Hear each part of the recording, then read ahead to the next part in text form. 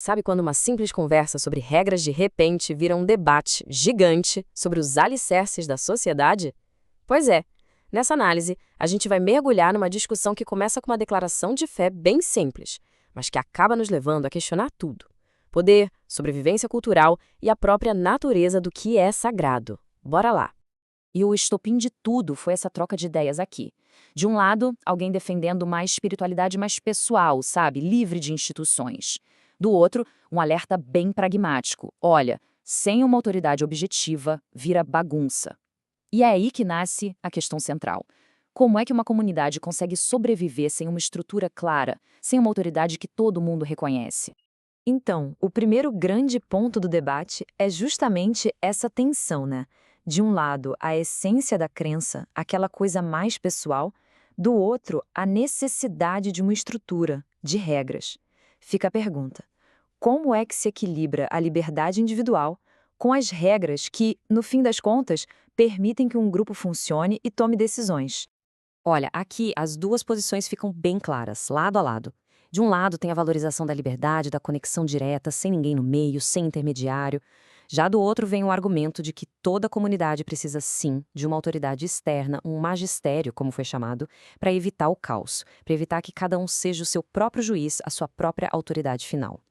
E é exatamente nesse ponto que o debate sai do campo das ideias e se torna perigosamente prático. Porque, pensa bem, o que acontece quando duas pessoas, ambas com a melhor das intenções, simplesmente discordam? É aí que a falta de uma autoridade formal começa a mostrar suas primeiras rachaduras.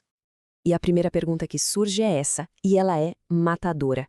Imagina só a cena: dois moradores leem a mesmíssima regra. Os dois acreditam de coração que estão seguindo o Messias, mas cada um interpreta de um jeito completamente diferente. E aí, quem decide quem está certo? Sem um juiz, sem um árbitro final, como é que se resolve isso? Fica óbvio que só ter boa intenção não basta para garantir a paz. Aí vem uma ironia, né? A tentativa de fugir de uma autoridade formal pode acabar criando uma outra, talvez até com menos base, menos legitimidade. Pensa bem, se a decisão final fica com o líder da comunidade, bom, na prática esse líder não vira exatamente o papa que a galera estava tentando evitar desde o começo? Ok, então, e se a solução for na base do voto, uma solução democrática? Mas aí a pergunta é: a verdade pode ser decidida pela maioria? Especialmente em assuntos de fé, de princípios. Essa ideia começa a soar meio perigosa.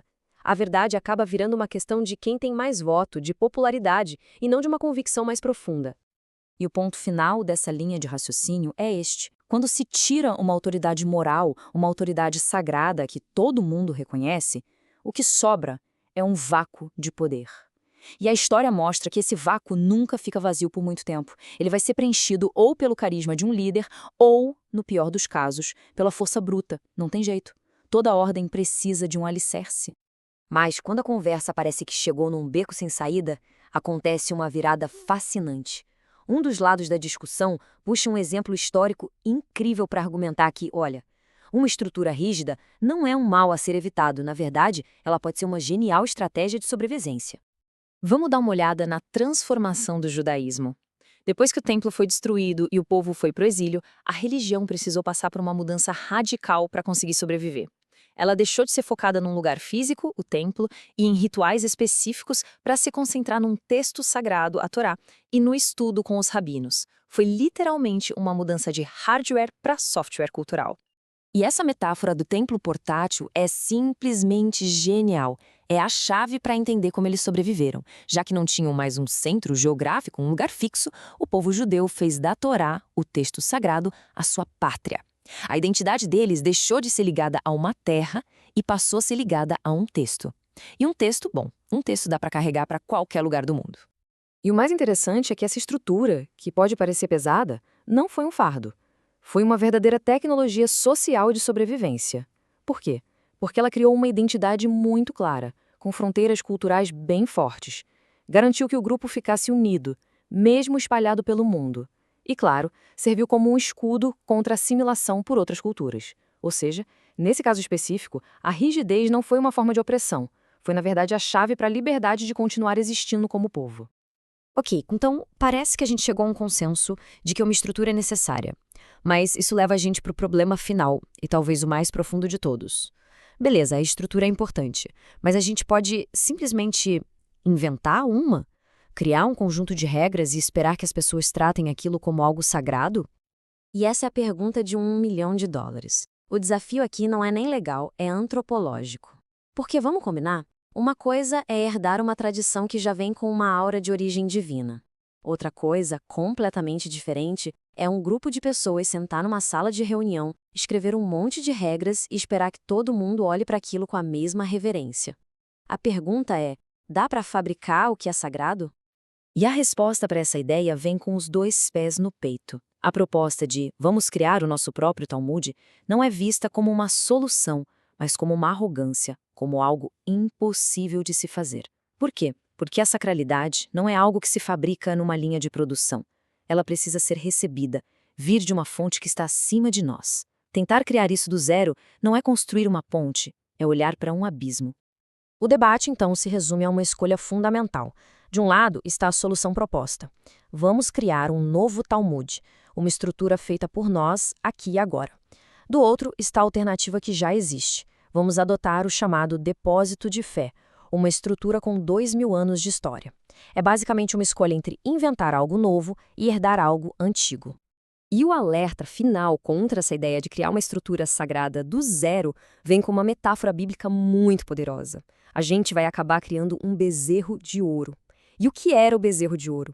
Era um ídolo feito por mãos humanas, porque o povo estava impaciente. Era um deus que eles podiam ver, tocar e controlar. O perigo, então, é exatamente esse: criar algo que parece sagrado por fora, mas que por dentro é só um reflexo das nossas próprias vontades. É vazio. Agora, vamos dar um passo para trás e analisar a anatomia desse duelo intelectual. O que a gente viu aqui não foi só uma briguinha sobre regras, foi o choque frontal entre duas visões de mundo completas, duas filosofias sobre como a sociedade deveria funcionar. De um lado, a gente tem o que podemos chamar de construtivista. É quem acredita que a religião é uma espécie de tecnologia social, um software que pode ser melhorado e reescrito. O que importa são os resultados. Do outro lado, temos o apologista, que defende a tradição. Para ele, o sagrado não é uma ferramenta que a gente fabrica, é um presente que a gente recebe. As regras e os rituais não existem só para fazer a sociedade funcionar. Eles são um reflexo de uma verdade maior, uma verdade que não fomos nós que inventamos. E essa comparação final entre o ídolo e o ícone talvez seja a que melhor resume o debate todo.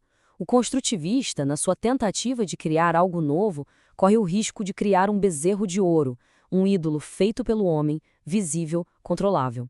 Já o apologista defende a Arca da Aliança, um receptáculo sagrado, que não foi criado, mas recebido, e que guarda algo transcendente.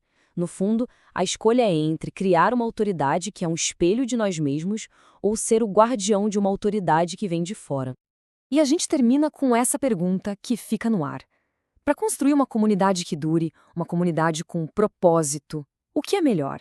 Tentar inventar uma nova história sagrada do zero?